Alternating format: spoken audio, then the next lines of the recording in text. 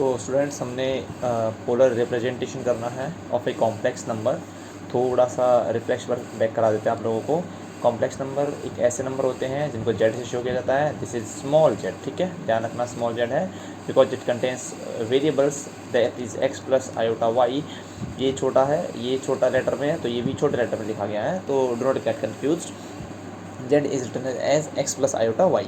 अब हमारे पास में है कि ये तो जो रिप्रेजेंटेशन है ये कार्टेशियन रिप्रेजेंटेशन है, ठीक है। कार्टेशियन इसलिए क्योंकि इसके अंदर हमने पढ़ा था पिछले वाले टॉपिक के अंदर आर्गन प्लेन। आर्गन प्लेन मतलब कॉम्प्लेक्स प्लेन पढ़ा था, और कॉम्प्लेक्स प्लेन जो है वो same to same Cartesian plane जैसा ही था, ठीक है। थोड़ा सा मैं उसको आप लोगों को वापस बता देता हूँ कि जैसे हम लोगों ने कार्टेशियन प्लेन पढ़ा था तो हमने बोला कि इसके हर पॉइंट के ऊपर, सपोज अगर हमने यहाँ पे पॉइंट लिया पी एक्स कोमा वाई, तो इसके हर पॉइंट के ऊपर हम लोगों ने एक कॉम्प्लेक्स नंबर असाइन किया था, और कॉम्प्लेक्स नंबर असाइन करने की वजह से यही रियल प्लेन जिसका नाम कार्टेशियन प्लेन होता है, इसका नाम बदल के हो गया था आर्गन प्लेन, ठीक है। तो ये था फ्लैशबैक, ये कार्टेशियन प्लेन था, कार्टेशियन रिप्रेजेंटेशन है, और हमें अब करना है इसका पोलर रिप्रेजेंटेशन। तो पोलर रिप्रेजेंटेशन करने से पहले एक बार मैं आप लोगों को थोड़ा सा एक छोटा टॉपिक जो कि इमेज है वो बता देता हूँ।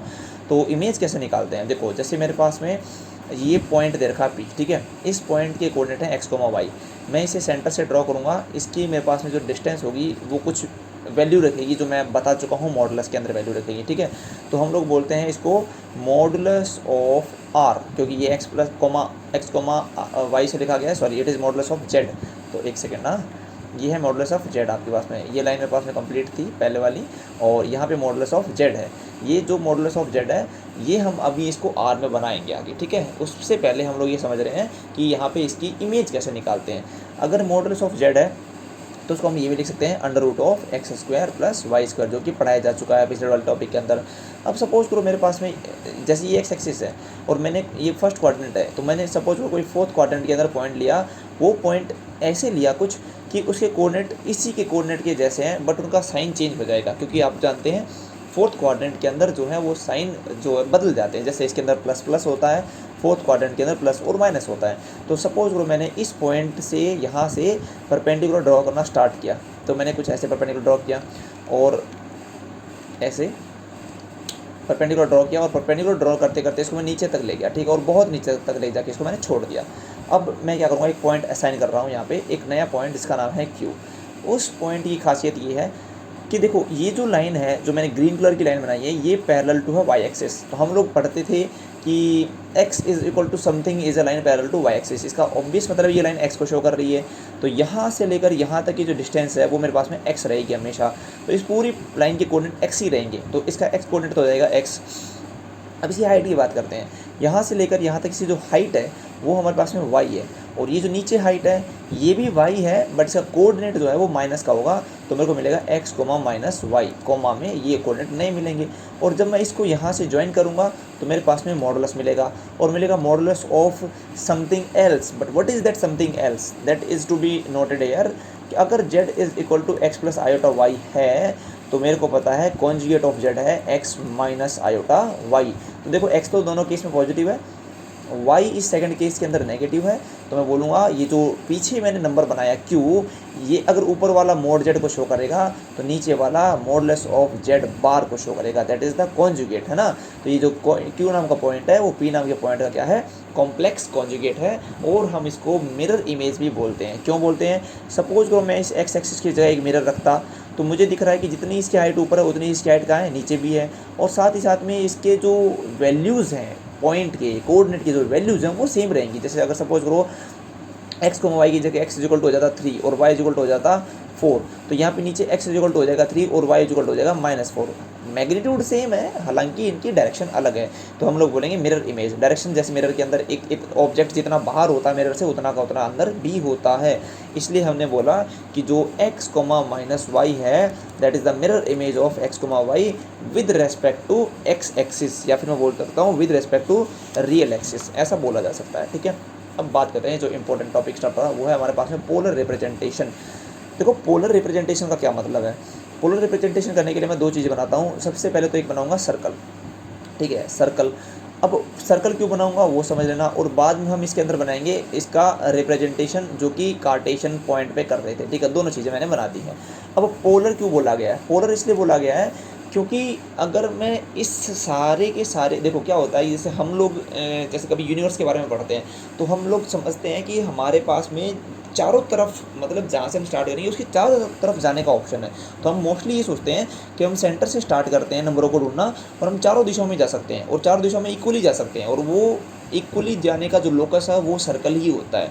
चलो ये तो एक अलग बात हुई। अब अगर सपोज करो मैंने यहाँ पे एक पॉइंट लिया एक्स, सॉरी कोऑर्डिनेट लिया एक्स, और यहाँ लिया वाई, और यहाँ लिया एक्स डैश, और यहाँ पे लिया वाई डैश, तो मैं दुनिया के अंदर कोई भी रियल नंबर होंगे वो इस चारों कोऑर्डिनेट में दिखा सकता हूँ। और क्योंकि मैंने अब इसका नाम आर्गन प्लेन कर दिया था तो मैं इसके अंदर कॉम्प्लेक्स नंबर भी दिखा सकता हूँ। लेकिन अब बात करते हैं पोलर रिप्रेजेंटेशन की। देखो पोल आता है सर्कुलर शेप से, ठीक है। अब बात करते हैं पोलर रिप्रेजेंटेशन का मतलब क्या है। देखो सपोज करो कि मैंने इस सर्कल के ऊपर कोई पॉइंट लिया आर, सॉरी पॉइंट लिया पी, पी का इसका पॉइंट नाम हो गया पी, यहाँ पे पॉइंट लिया क्यू, यहाँ पे एक पॉइंट लिया आर, और यहाँ पे मैंने एक पॉइंट लिया एस, ठीक है। अब सपोज करो कि मैं यहाँ से लाइन ड्रॉ करता हूँ और सेंटर से मैं इस पॉइंट पी को जोड़ता हूँ, तो मेरे को ये पॉइंट मिलेगा। सेंटर से ही मैं पॉइंट क्यू को जोड़ रहा हूँ, ये पॉइंट मिलेगा ऐसे। सेंटर से ही मैं आर को जोड़ रहा हूँ, ऐसे मिल जाएगा। और सेंटर से ही मैं एस को जोड़ रहा हूँ तो कुछ ऐसे मिल जाएगा। अब आप ध्यान दो, अगर मैं इसी कार्टेशियन कोऑर्डिनेट सिस्टम की बात कर रहा होता तो मैं कार्टेशियन कोऑर्डिनेट सिस्टम के अंदर कुछ ऐसे पॉइंट को दिखाता हूँ कि यहाँ पे आने वाले पॉइंट का नाम होता है एक्स कोमा वाई, यहाँ पे आने वाले का नाम होता है माइनस एक्स कोमा वाई, यहाँ पे आने वाले का नाम होता है माइनस एक्स माइनस वाई, और यहाँ पे एक्स कोमा माइनस वाई। तो चारों दिशाओं में अलग अलग कोऑर्डिनेट्स आते हैं, इसके अलावा कोई कोऑर्डिनेट हो नहीं सकता। पर अगर मैं यहाँ O से लेकर P तक जाऊँ तो मैं बोलूँगा O P is equal to R, where R is the radius of the circle. O Q is also equal to R, O R is also equal to R, and O S is also equal to R. तो polar के अंदर मैंने बोला कि अगर मैं इनको change करना चाहूँ एक्स कोमा वाई को तो किस किस में चेंज करूँगा। पहली बात तो सर्कल के ऊपर जब भी काम करते हैं तो हम सर्कल का जो बेसिक है that is the radius of the circle उसको यूज़ कर देंगे। तो मैं बोलूँगा कि अगर पी नाम की कोऑर्डिनेट को दिखाना है तो ये बताओ कि वो सर्कल की रेडियस के ऊपर कहाँ तक है या कितना दूर है, ठीक है, ये बताया जा सकता है। लेकिन प्रॉब्लम ये है कि सब लोग आर हैं, इसका मतलब इनके अंदर कुछ फ़र्क और है जो मुझे समझना है। वो ये है कि जो हमारी स्टार्टिंग लाइन है, ये जो ओ एक्स एक्सिस है, यहाँ से ये जो एंगल है ये है पॉजिटिव का थीटा, ठीक है। और यहीं से ये जो एंगल है ये मेरे पास में है पॉजिटिव का समथिंग डिफरेंट थीटा, तो मैं इसको बोलूँगा थीटा 1 और इसको बोलूँगा थीटा 2। इसी लाइन से अगर मैं चलूँगा तो यहाँ पे मुझे मिलेगा थीटा 3 और वो जो लास्ट बचेगा वो मिलेगा थीटा 4। इसका मतलब फ़र्क है थीटा का। यानी अगर आपको किसी पॉइंट को पोलर में दिखाना है तो पोल का मतलब होता है सर्कुलर रिप्रेजेंटेशन, है ना। तो हम जैसा बोला भी जाएगा ऑब्वियसली हमेशा कि अगर हम आर रेडियस मान लें तो बची हुई चीज़ जिससे मैं किसी पॉइंट को शो कर सकता हूँ वो मेरे पास में सिर्फ थीटा है। तो मैं बोलूँगा किसी पॉइंट के कोऑर्डिनेट्स जब रेडियस और किसी एंगल के रूप में दिखाए जाएँ तो उसको कहा जाता है पोलर रिप्रेजेंटेशन। अब जो सबसे बड़ी सोचने वाली बात ये है कि अगर मेरे पास में आर सबका सेम ही है तो कॉमन सेंस की बात है कि थीटा ही ऐसा है इंसान जो सबको अलग बना रहा होगा, ठीक है। तो इस थीटा के ऊपर ही हम लोगों को ज़्यादा फोकस करना है। देखो कैसे, अब अगर आप इस थीटा को देखेंगे तो इसको हम हमेशा बोलेंगे आर्ग्यूमेंट। क्या बोला जाएगा? आर्ग्यूमेंट।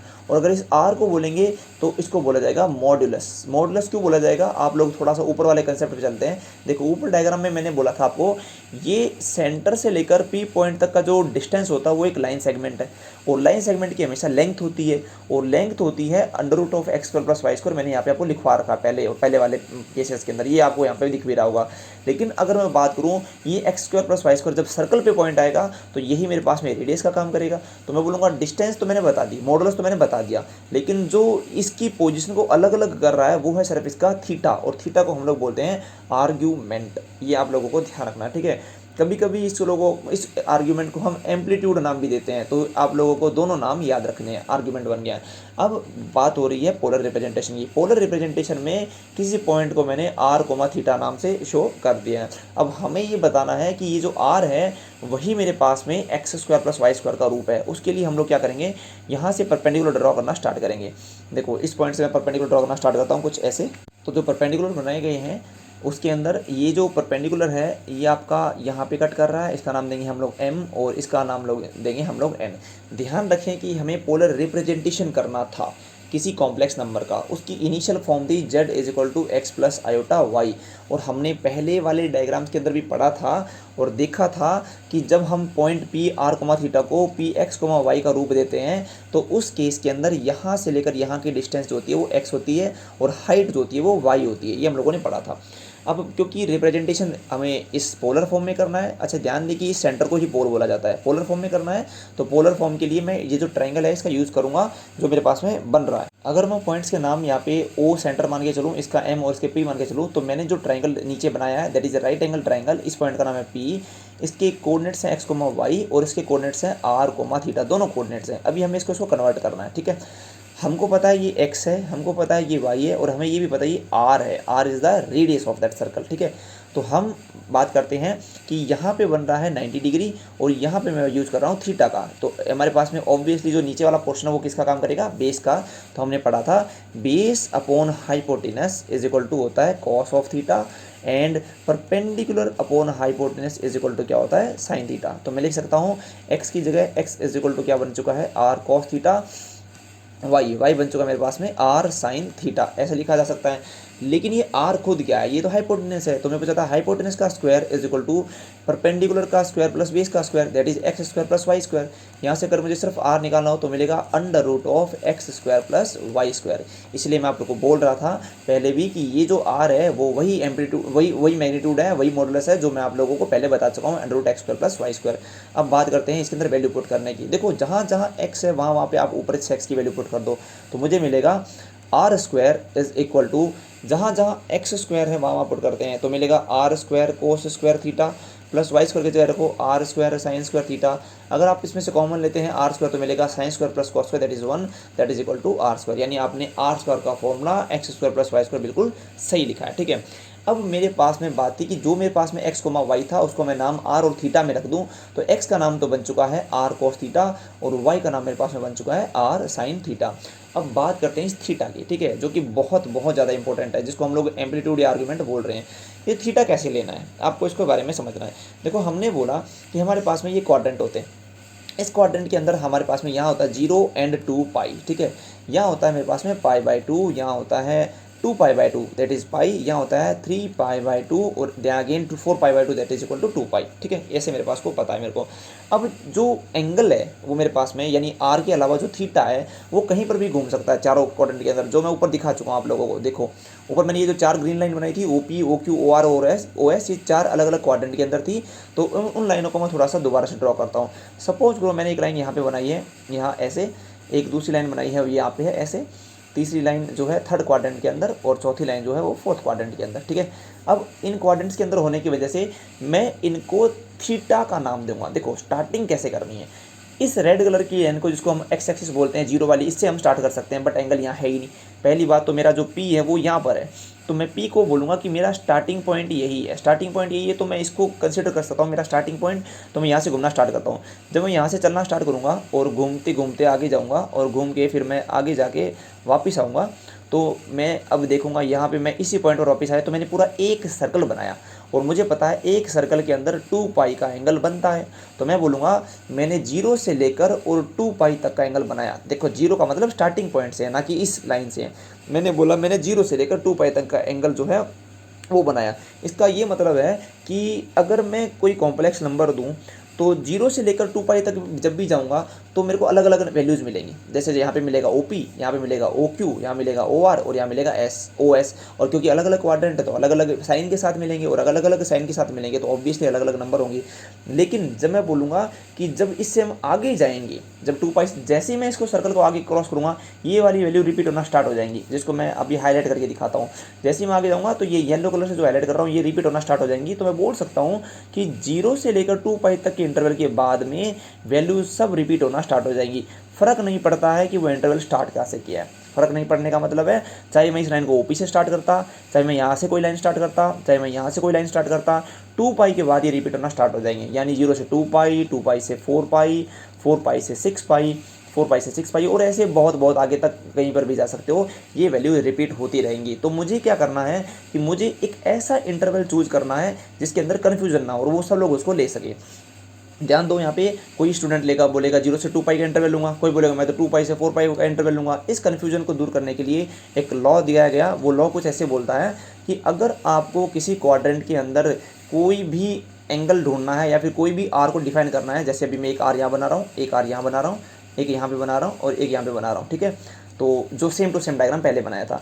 अगर इसके अंदर आपको किसी भी एंगल को, जो कि हाल फिलहाल यहाँ पे मेरे पास P नाम का पॉइंट है, Q नाम का पॉइंट है, R नाम का पॉइंट है और S नाम का पॉइंट है, इनको डिफाइन करना है, तो आप क्या करें, 0 से 2 पाई ना जाके कुछ एंगल पॉजिटिव साइड से लेंगे, यहाँ से लेकर यहाँ तक, और कुछ बाकी बचे हुए कहाँ से कहाँ तक नेगेटिव साइड से लेंगे। और ये सब लोग इस रूल को फॉलो करेंगे, और रूल कुछ ऐसे फॉलो करेंगे कि आपका जो थीटा होगा उसकी वैल्यू आप पाई, जो मैंने ऊपर तक गया था मैं घूम के, यहाँ पे पाई तक, मतलब 0 से लेकर पाई तक ले लेंगे, और पाई को भी ले सकते हैं। और क्योंकि ये जो लाइन है ये पाई वाली, ये तो एक बार ही कंसिडर होगी, दो बार कंसिडर नहीं हो सकती है। और तो बोलेंगे जब नीचे से जाऊँगा, तो नीचे से जाने पता है आप लोगों को माइनस एंगल काउंट होते हैं, तो हम बोलेंगे माइनस पाई से थीटा जो है वो प्लस पाई के बीच में रखो भाई, ठीक है। तो ये आर्ग्यूमेंट जो है ये हमारे पास में मेन आर्ग्यूमेंट हुआ। बाकी ये सारे आर्ग्यूमेंट जो हैं ये मेन आर्ग्यूमेंट नहीं है, और क्योंकि ये आर्ग्यूमेंट मेन हुआ इसलिए हमने इसका नाम रखा प्रिंसिपल आर्ग्यूमेंट। प्रिंसिपल आर्ग्यूमेंट का मतलब है कि सभी लोग इस रूल को फॉलो करेंगे कि हमें इसी इंटरवल के अंदर एंगल्स को ढूंढना है, और दूसरे इंटरवल के अंदर एंगल नहीं ढूंढना है। और जब तक क्वेश्चन में नहीं बोला जाता है तब तक आपको सारा काम प्रिंसिपल आर्ग्यूमेंट में करना पड़ेगा। अब देखो, अगर मैं इसको डिफाइन करूँ तो बोलूँगा कि ये है मेरे पास में θ1, ठीक है। इसको डिफाइन करूँगा तो बोलूँगा ये मेरे पास में क्या है θ2। और अगर मैं इसको डिफाइन करूँगा तो मैं θ3 नहीं बोलूँगा, मैं जाऊँगा नीचे की तरफ से, मैं यहाँ से जाऊँगा और बोलूँगा ये है माइनस का θ3, और यहाँ से जाऊँगा बोलूँगा ये है माइनस का θ4। तो ये आप लोगों को समझना है कि प्रिंसिपल आर्ग्यूमेंट का आप लोगों को यूज़ करना है, और उसी के अकॉर्डिंग आपको क्वेश्चन करने हैं। अब जैसे हम एक क्वेश्चन करके देखते हैं। जैसे मेरे पास में बोला गया है, क्वेश्चन आपकी एक्सरसाइज का है कि convert the following complex number into the polar form. जैसे आपको एक क्वेश्चन दिया गया है, क्वेश्चन है मेरे पास में, पहले लेते हैं, जैसे √3 + आयोटा, ये क्वेश्चन दिया गया, ठीक है। तो क्वेश्चन को आप लोग ध्यान से समझ लेना, पूरी एक्सरसाइज 5.2 एक बार में हो जाएगी। आपको ये z दिया गया है, ठीक है, √3 + आयोटा, इसका मतलब z दिया गया है x + आयोटा y। कंपेयर करने पर मुझे मिलेगा x का वैल्यू = √3 और y का वैल्यू मुझे मिल रहा है 1। लेकिन अगर आप ऊपर ध्यान दें तो मैंने x की जगह, देखो बिल्कुल ऊपर चलते हैं, मैंने यहाँ पे बोला था x को लिख सकते हैं r cos थीटा और y को लिख सकते हैं r sin थीटा। तो z का नया नाम क्या हो सकता है, मैं वहाँ पे यहाँ से अलग से लिख रहा हूँ ब्लू पेन से, z = जो कि x + आयोटा y था, उसका नया नाम हो सकता है r cos theta + iota r sin theta, ये बन सकता है। हाँ, हालांकि आप इसमें से r कॉमन भी ले सकते हैं, cos theta + iota sin of theta, ऐसे लिखा जा सकता है। अभी इसी नाम को मैं दोबारा नीचे से लिख दूंगा। तो मैंने लिखा कि पोलर फॉर्म के अंदर, पोलर फॉर्म में z का वैल्यू होता है r common cos theta + iota sin theta. इसी ब्रैकेट को ओपन करेंगे तो मिलेगा r cos theta + iota r sin theta. अब इसको और इसको आपस में कंपेयर करना है। जो प्योरली रियल पार्ट है वो है r cos थीटा, तो मैं बोलूँगा r cos थीटा की वैल्यू हुई मेरे पास में √3। और जो प्योरली इमेजिनरी पार्ट है आयोटा के अलावा, देखो आयोटा के अलावा 1 नहीं बचा हुआ है, तो मैं बोलूँगा r sin थीटा, ये आपके पास में क्या हुआ, 1 बन चुका है। अब यहाँ पे मेरे को पता है कि मैंने ऊपर अभी आप लोगों को बताया भी था कि r की वैल्यू होती है √x² + y²। अगर वैसे पता नहीं चलता है तो आप ये जो 1 पार्ट और जिसको मैं 2 पार्ट दे रहा हूँ इसको भी स्क्वायर करके यूज़ कर सकते हो। अगर मैं इसका स्क्वायरिंग करूँगा तो मेरे को सेम नंबर ही मिलेगा, और चाहे इस फॉर्मूले से यूज़ करूँगा तो भी सेम नंबर ही मिलेगा। जैसे आपकी इच्छा वैसे यूज़ कर सकते हो। r का वैल्यू है √x का स्क्वायर, x का वैल्यू √3, तो √3 का स्क्वायर कितना हो गया 3, प्लस y का स्क्वायर कितना हो गया 1, 3 + 1 कितना हो गया 4, √ के बाहर आना चाहिए था +-2, बट हम लेंगे इसमें से सिर्फ 2 because r is a distance, distance करने पर भी नेगेटिव। ये r की वैल्यू आप 1 और 2 में पुट कर दो तो मुझे क्या मिलेगा, मुझे मिलेगा कि 2 cos theta = √3 and 2 sin theta = 1, ये मिलेगा मेरे को। तो यहाँ से मैं बोलूँगा cos थीटा = √3/2 और sin थीटा = आपको मिला 1/2। देखो ये बहुत सिंपल क्वेश्चन उठ गया गलती से, ठीक है, इतना सिंपल क्वेश्चन लेना नहीं था हालांकि। खैर एक क्वेश्चन और कर लेंगे। देखो cos थीटा की वैल्यू √3/2 आपको पता है, sin थीटा की वैल्यू आप लोगों को पता है 1/2। ये होता है आपके पास में 30 डिग्री पर साइन के अंदर, और ये आपके पास में cos 30 डिग्री पर होता है। तो हमको पता है कि एंगल सीधा सीधा मेरे पास में कितना आ रहा है 30 डिग्री, दैट इज π/6। तो मैं इसका रिप्रेजेंटेशन कैसे करूँगा, z का नाम लिखना है r cos theta + iota sin theta, लिखूंगे z = r। अब मेरे पास में r की वैल्यू आई हुई थी ऑलरेडी 2, तो मैं लिखूंगा यहाँ पे 2 और लिखूंगा cos π/6 + आयोटा sin π/6। देखो ये क्वेश्चन कुछ ज़्यादा ही सिंपल था। हम एक दूसरा क्वेश्चन लेते हैं, ठीक है, जिसके अंदर थोड़ा टिपिकल होगा आपके पास में। देखो अगर मेरे को दिया गया हो, एक मैं एग्जांपल से आपको कराता हूँ क्योंकि एग्जांपल वो बहुत अच्छा है, ठीक है। एग्जांपल नंबर 8 है, उसको आप समझ लेंगे अच्छे से। एग्जांपल के अंदर आपको दिया है कि -16/1 + आयोटा √3 को आपको पोलर फॉर्म में बदलना है। देखो भाई पोलर फॉर्म में बदलने के लिए पहले बात तो मुझको चाहिए z is equal to x plus iota y की फॉर्म में, और ये जो दिया गया है ये एक्स प्लस आयोटा वाई की फॉर्म में है नहीं। तो सबसे पहले इसका करेंगे रेशनलाइजेशन। 1 + मैंने क्वेश्चन इसलिए चूज किया क्योंकि इसके अंदर आपको रेशनलाइजेशन का भी पता चल जाएगा और पोलर फॉर्म में कन्वर्ट करना भी आ जाएगा और एक्स प्लस आयोटा वाई की फॉर्म में लिखना भी आ जाएगा। हम इसका मॉडुलस और आर्ग्यूमेंट भी निकाल लेंगे, ठीक है। -16 1 + i√3 into 1 - i√3 divided by 1 - i√3, ये हो गया मेरे पास में।